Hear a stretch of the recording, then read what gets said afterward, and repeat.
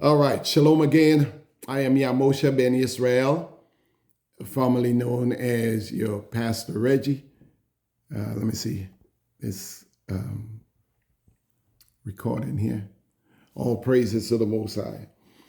All right, so we're going back to our lessons that we've been talking about for the last couple of weeks. Abuse of power. And you see that Ahab and the last discussion we had was with Ahab and Jezebel wanted the land from the man and wanted to take his land and decided that they needed the land from Naboth rather than him having his inheritance for his people. And so that's what we got. We also see where Ahab had humbled himself. Ahab had humbled himself, and the Creator make mention of it, and also gave Jezebel an opportunity, but she didn't repent. Jezebel never repented for what she has done. And the prophecy that went forth was that the blood of Naboth that was licked up by the dogs, also that same will happen to Ahab and happen to Jezebel. But Ahab got pardoned, he got a temporary pardon, and Jezebel went into some serious thing. Now, let's look at verse 22. He said, so this had been a situation here. He said, and they continued 3 years without fighting between Aram and Israel. So we talk about Aram, and we mentioned that those region over there is still a region that is having a lot of issues even today. All right. It said, and it came to be in the 3rd year that Yehoshaphat, sovereign of Yehudah, came down to the sovereign of Israel, and the sovereign of Israel said to his servant, do you know that Ramoth in Gilead is ours, and we are keeping silent from taking it over of the hand of the sovereign of Aram? It said, and he said to Yehoshaphat, do you go with me to battle at Ramoth Gilead? He said, and Yehoshaphat said to the sovereign of Israel, I am as you are, my people as your people, my horses as your horses. So now remember that contingency. And we started off way with Ben-Hadad in chapter 20. Chapter 20, remember what happened in chapter 20 here. If you go back to chapter 20, we want to connect this again. So all you flip over to chapter 20 real quick, you will see the connection. It said, and Ben-Hadad, the sovereign of Aram, gathered all his army, and there were 32 sovereign with him, with horses and chariots, and he went up to seize Shemaron and fight against them. So that fighting has long started, not just in 22, but in chapter 20.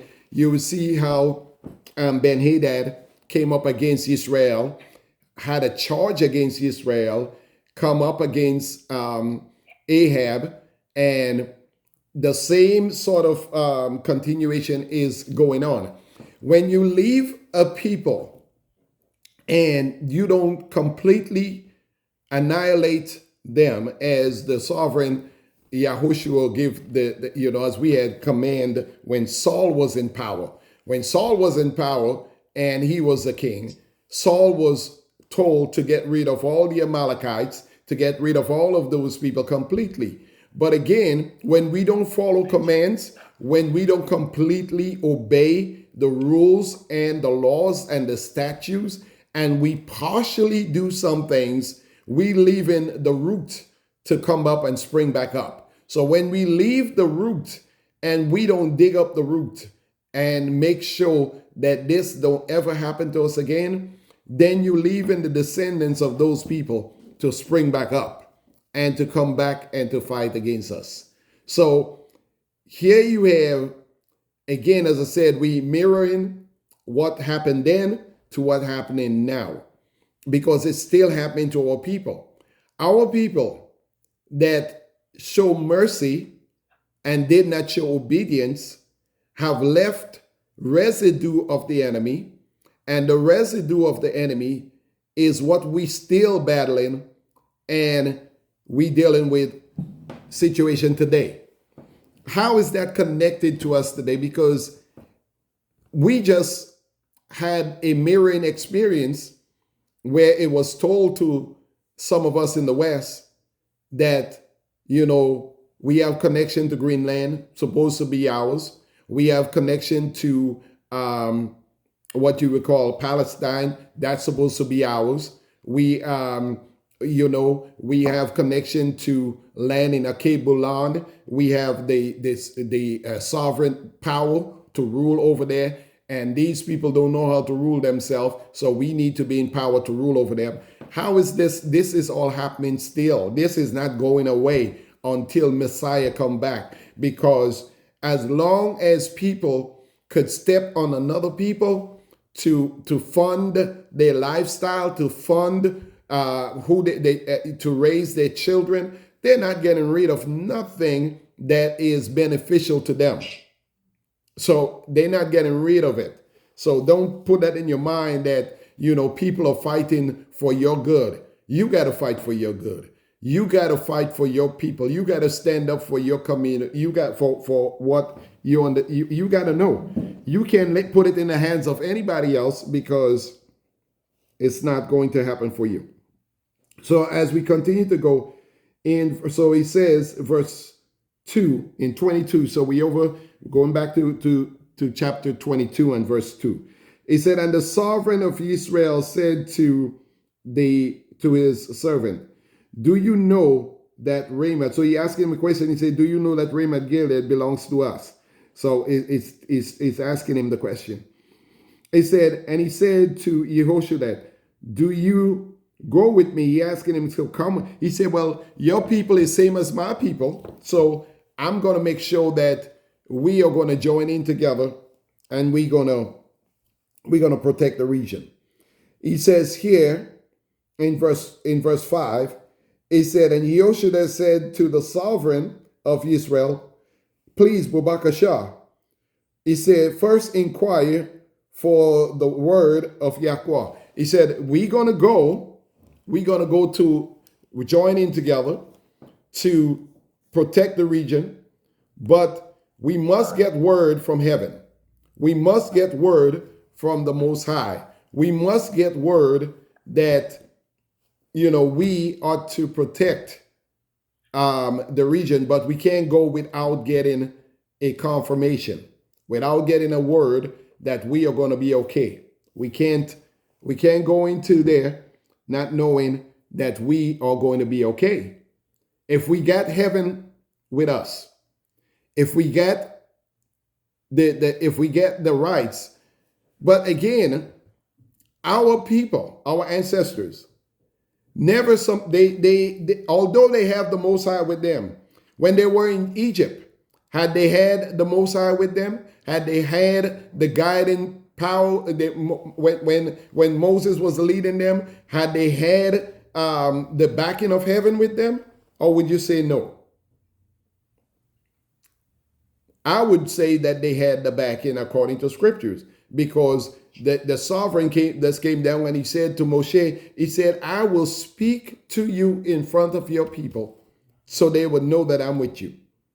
But even then, when they knew that heaven was with them, that the sovereign of heaven was with them, they had all of the forces. What they were still seeking, they were still seeking a sign.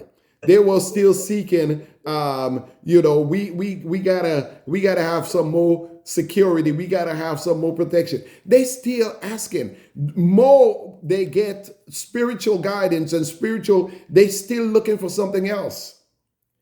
If you look at people today, they have the scriptures. They don't know it. They don't read it. But instead of they read it and understand where they are and what is happening with them and use the tools they have, what do they want? We want more. We want some more of the lost books. Well, you have some that you have already found. Why not study that? Well, we want all the books that was taken away from us. If we had those, we could connect it better. Start where you are. Start where you are right here.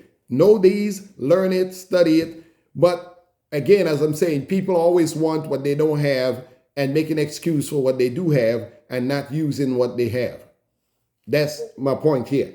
So let's continue reading here. And I hope this making sense to you. So in verses 4, he said, listen, he said, and he said to Joshua, do you go with me? And he said, yes, my people is your people, my horses, so forth and so forth. So in verses 5, he says, and Joshua said to him, and you see what he said. Okay, so now we go into verses 6, and the sovereign of Israel gathered the prophets, about 400 men, and said to them, do I go against Ramoth Gilead to battle, or do I refrain?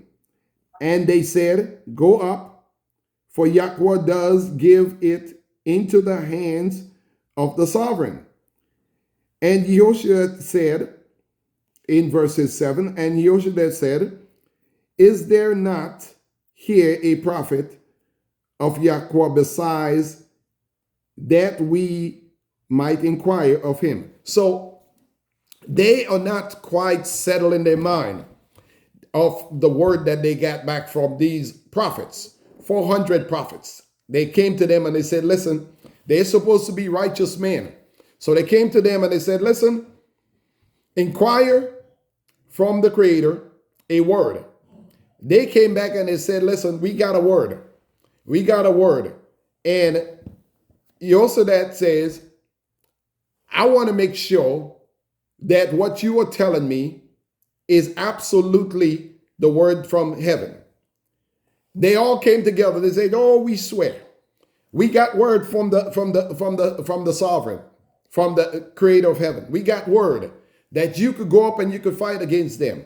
Yosadat said, I want to make sure that I'm consulting with all of the prophets. Is there still another prophet? Is there anybody left?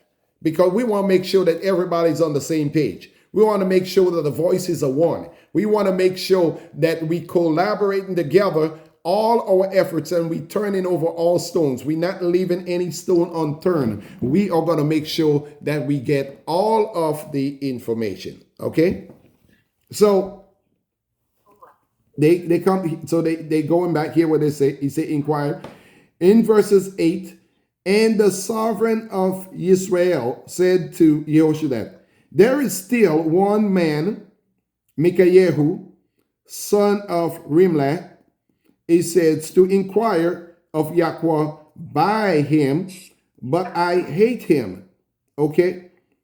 So this is what, so the king saying, he said, listen, there is still a righteous man.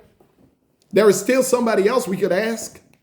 There is still somebody else that is a truthful prophet.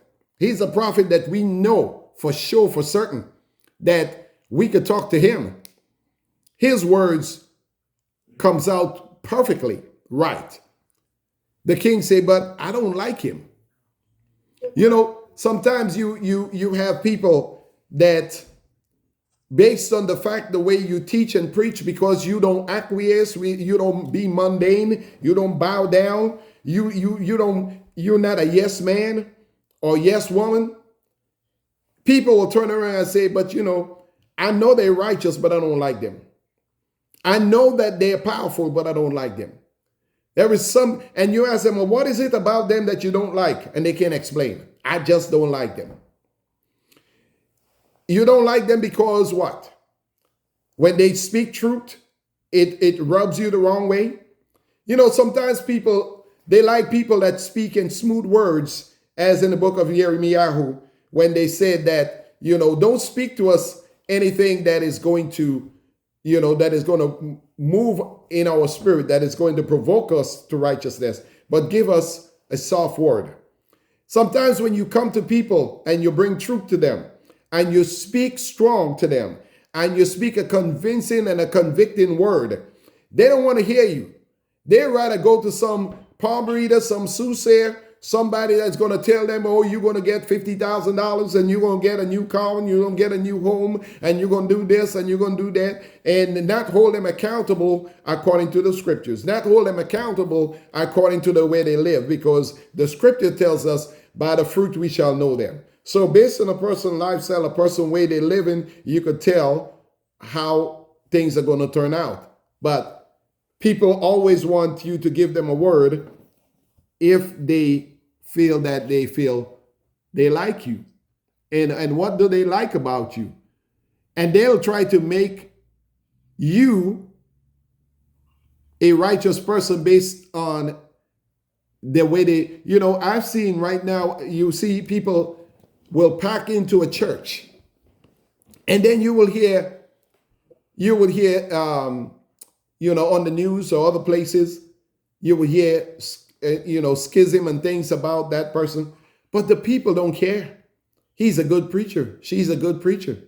They don't care about the scandal. They don't care to check it out. They don't care whether, well, he's a man or she's a woman. They make mistakes and they don't hold them accountable. I hold nobody accountable.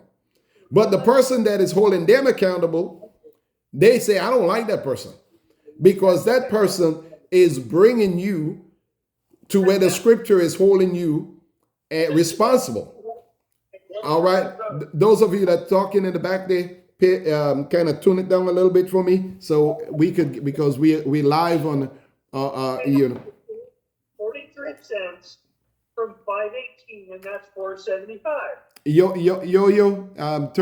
Turn down the you know, keep, maybe you want to mute your mic a little bit. All right. So Yolanda, sister, sorry, I apologize. Yolanda, can you please turn your mic down? Put you know, just touch the mic, and so you can put it on mute. You still will hear. Just touch the mic. Yeah, there you go. Okay. So he says in verse 9. Hear what he says. He says, so the sovereign of Israel. Okay, now we didn't finish 8. Let's finish 8. And the sovereign of Israel said to Yehoshaphat, there is still one man, Mikayehu, son of Rimlah. He says, to inquire by Yahweh by him, but I hate him, because he does not prophesy good concerning me, but evil. And Yehoshaphat says, let not the sovereign say so. He said, don't start, you know, putting the brother down. Right now, we need his voice. We need his info. We need information from him. So let's wait and see what's happening. But don't judge him right now and say, you know, he's not going to speak on our behalf. So let's see what's happening. Verses 9. It said, and the sovereign of Israel called an official and said, bring Mikayehu, son of Rimlah, at once.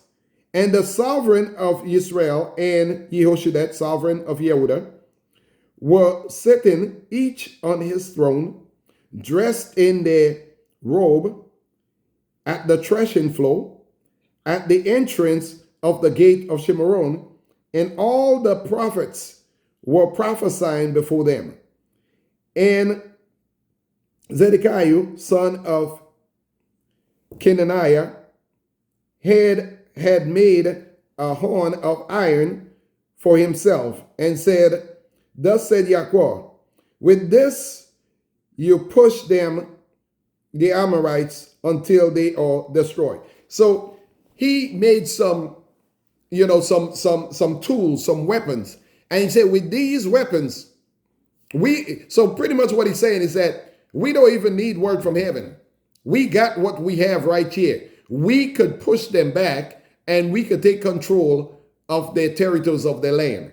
So we don't even need anybody to tell us anything. We got our strength, we got the power, we got the numbers, we got the army. We don't even need a word from heaven. We could just move in and we will capture them and we will destroy them. So here, see what's happening here. Verse 12, he said, and all the prophets were prophesying, so saying, go up to Ramoth Gilead, and he said, prosper, for Yahweh shall give it into the hand of the sovereign. He said, and the messenger who had gone to Micaiah spoke to him, saying, see, now the word of the prophets with one mouth are good towards the sovereign. Please let your word be like those, be like the word of the one of them.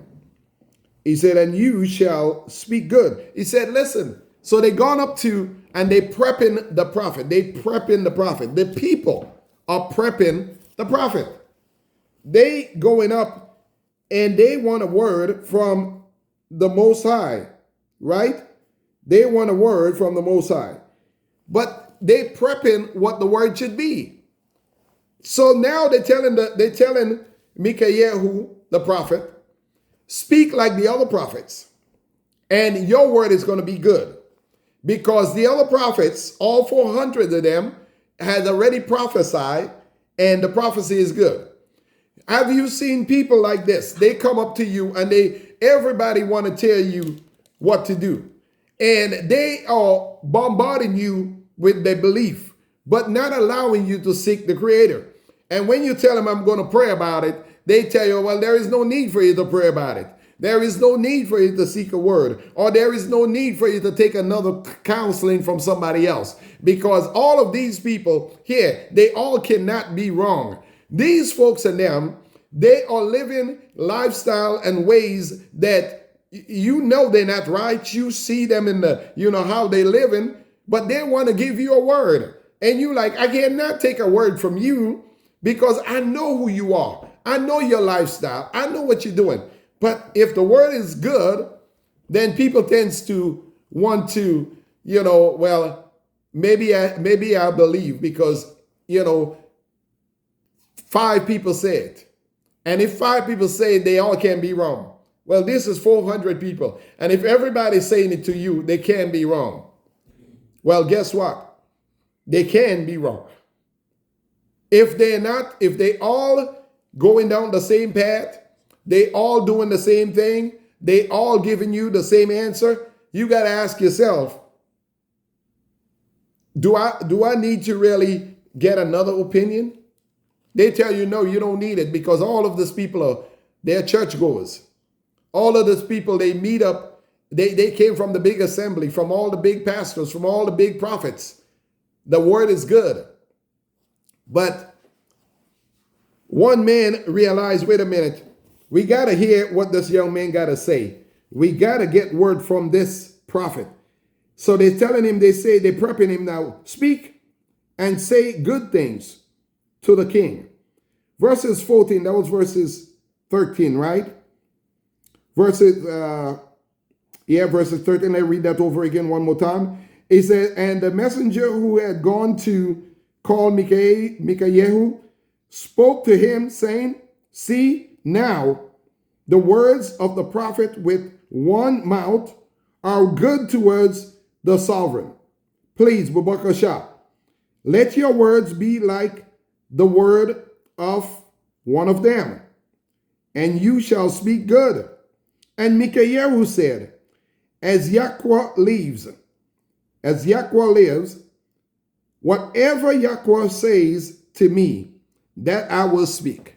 So he said, listen, I am not going to speak anything or prophesy any word from my own mind or from my own thoughts, But I'm going to pray on this. I'm going to seek him. I'm going to ask him. I'm going to get a word from him, because I only move when he say move. I don't move with the crowd. I don't move with what people got to say. I'm going to move based on what he says, because if I get it from him, then I know the word, what I need to say. He said, I'm not going to say just because you want to hear something smooth. I'm not going to say just because a group of people say this. I'm not them. I'm really righteous. I'm really truthful. I'm really only going to move when the Creator say move. I'm only going to give you what the Creator gave me. I'm not going to give you anything out of opinions or other people, what other people like. Sound good, but I'm not going to do that. So hear what he says. Verses 16. Is that where you are? I think in verses 16 we are, right? Oh, no, we in verses, that was 4, that was, we in 14 now. And Micah here who says, okay, verses 15, and I came to the sovereign, and the sovereign said to him, Micah, do we go up to Ramoth Gilead to battle, or do we refrain? And he answered him, go and prosper, for Yahweh shall give it into the hands of the sovereign. And the sovereign said to him, how many times have I made you swear that you do not speak to me except the truth in the name of Yahweh? So although he came and he said the same thing that the other prophet says, but he didn't say it because they said it. He said it because he got a word. But something is different about this. The king was so angry and so hateful towards Micaiah that even when Micaiah spoke or speak what was, or spoken what the others had said, the king was still somewhat dismissive or somewhat leery about Micaiah. He just didn't trust him. He said, no, there is something else that you're not telling me. You told me what everybody else said, but I don't trust you. Why would you agree with the 400 prophets when I don't trust you? So the king was not satisfied. So here now, verse 17, and he said, I saw all Israel scattered on the mountain as sheep that have no shepherd. And Yahweh said, these have no master. Let everyone return to his house in peace. And the sovereign of Israel said to Yehoshua, have I not said to you that he would not prophesy good concerning me, but evil? Then he said, therefore hear the word of Yahweh. I saw Yahweh sitting on his throne, and all the hosts of the heavens standing by him on his right and on his left. And Yahweh said, who shall entice Ahab to go up and fall at Ramoth Gilead? And this one said this, and another said that. And a spirit came forward and stood before Yahweh and said, let me entice him. And Yahweh said to him, in what way? And he said, I shall go out and be a spirit of falsehood in the mouth of all his prophets. And he said, entice him and also prevail. Go up and do so. Now, some of you will say, what? What is happening here? That a spirit, and I like to call that spirit an unemployed spirit. I'm going to hold right here for 1 second. And I'm going to call that spirit an unemployed spirit who wanted a 15 minutes fame like some of us do. And that spirit went before the throne with all his boldness. That's why you see 400 people was speaking a deceptive word that looked truthful. You know, people come to you and they all agree that they're going to tell you the same thing. And you thinking that they must be right, not knowing that there was a plot beforehand of a spirit that went before the throne of the Most High and said to him, I am going to go down and I'm going to entice. That means I am going to get them to be attracted to what I'm about to say. I'm going to deceive them, enticement. I'm going to beguile them like the serpent did with Eve. I am going to entice them. I'm going to make this interested and attractive to them. So he came and he said to the sovereign, he said, listen, to the Most High, I'm going to go down and this is how I'm going to do it. If I was O.J. Simpson, this is how I do it. He said, I'm going to twist this around and this is how I'm going to do it. I'm going to go down and I'm going to fill all 400 prophets with lies and deception. So when Micaiah came, Micaiah was truthful. Those other prophets had a deceiving spirit in them. Micaiah didn't have a deceiving spirit in him. He had the word of Yah. But the other prophets, all was filled with a lying spirit, an unemployed spirit that just got a job by saying, I'm going to do it. And I'm going to go and entice them. And they going to speak on the behalf of the king and entice him to go up to war. So Micaiah who said, yeah, I saw that too. But what I saw is he is going to fall at the sword. When he go up against Ramoth Gilead, he's going to lose because he is going to be the one that is going to be deceived and death is going to come upon him. And one man is going to be wounded in that battle, and it's going to be the king. And when the king is captured, the rest of the flock is going to flee. So Satan's operation is not just to affect everyone like that, but he know if he could capture the strong man, then the rest of people would scatter. If I could get the influencer, if I could get the person that hold the influence over the rest of the people, then I could disperse and I could drive them away from their teacher, their thoughts, their action, their knowledge. I could scatter them and send them in other direction. So all I have to do is to make sure that I get them to bring a false word, and an accusation will follow because we're going to capture Ahab. And Ahab is going to, when they have no leader, they're going to scatter. So how are we going to get the leader? We're going to infect the rest of them. And when the rest of them is infected with a lie, then the leader is going to believe them, because they're all singing the same song. How important it is to cover your leaders in prayer. How important it is to make sure that your authority is not abused.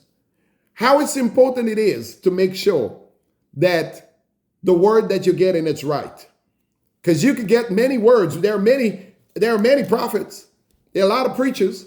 You get a lot of good word, enticing word that sound good, but is it truthful?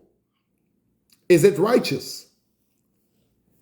They'll tell you that you don't have to do this, And it don't take all of this to get to heaven.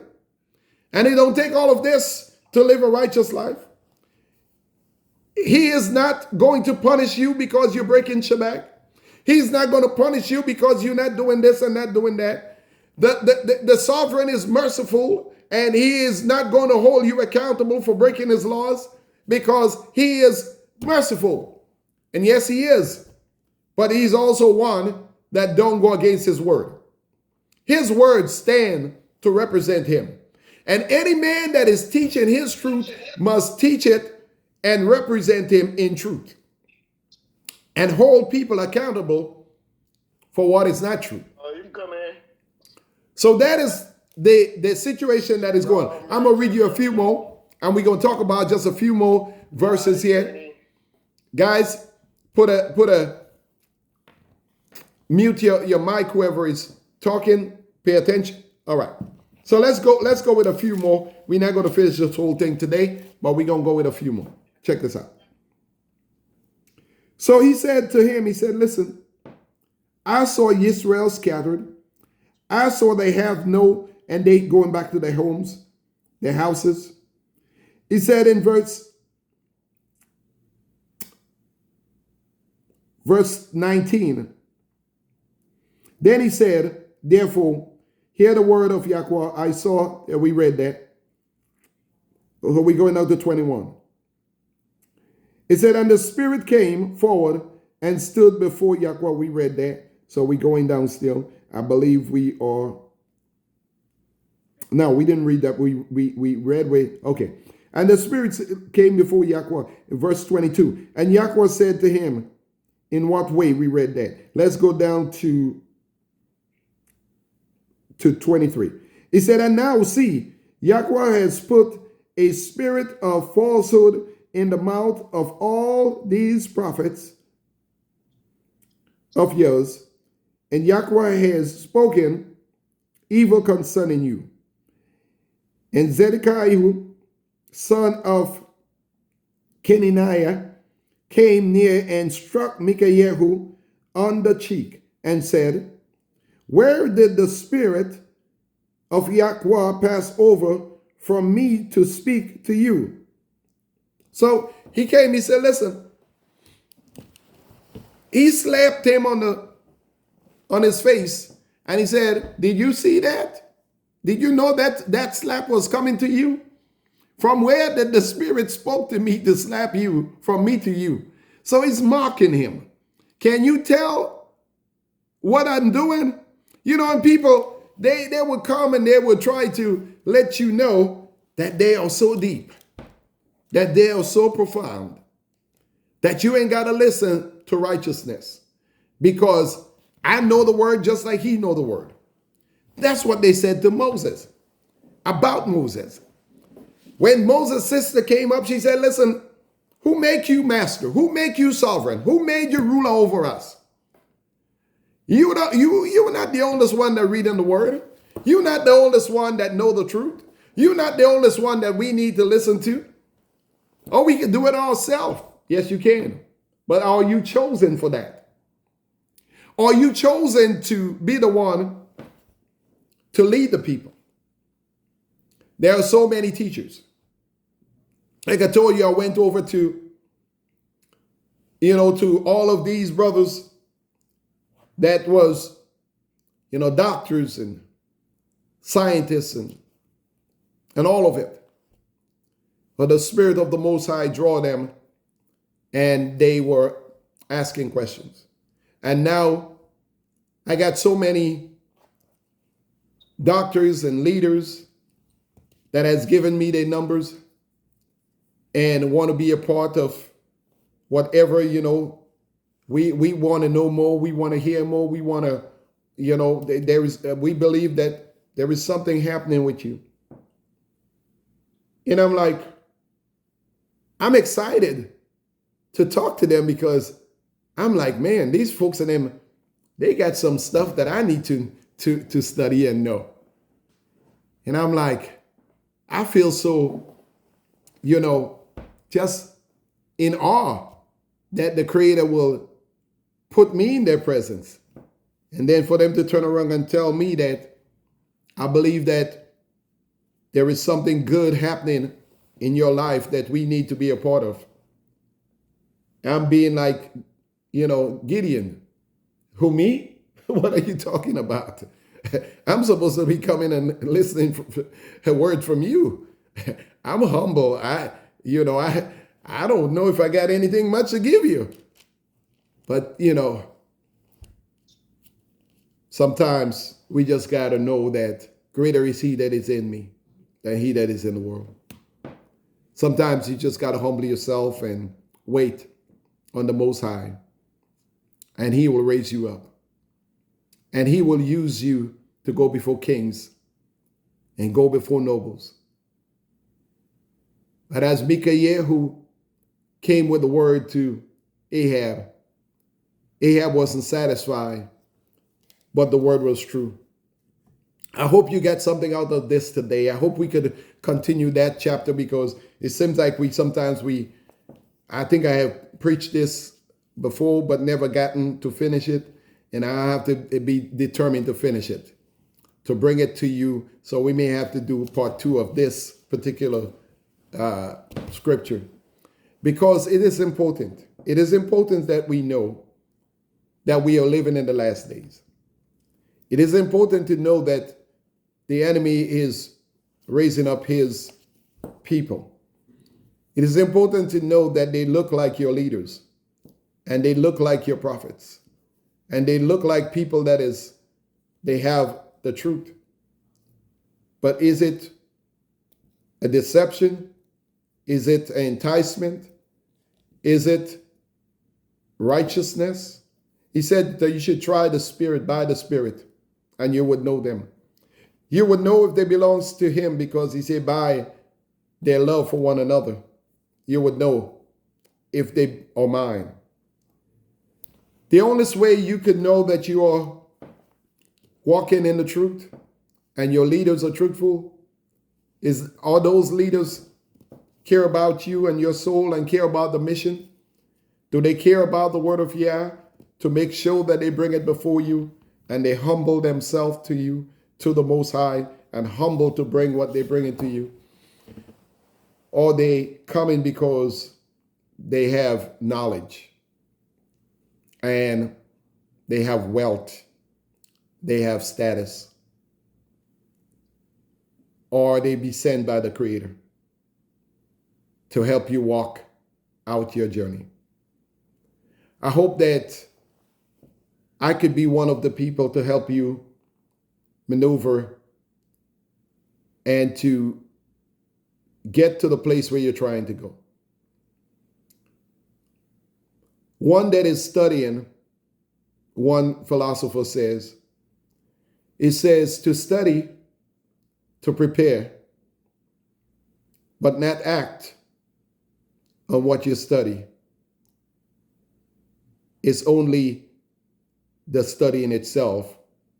You are a student of studying, but you are not professing what you study or walking it out. You are ever learning, but never coming to the knowledge of truth. When you are a teacher,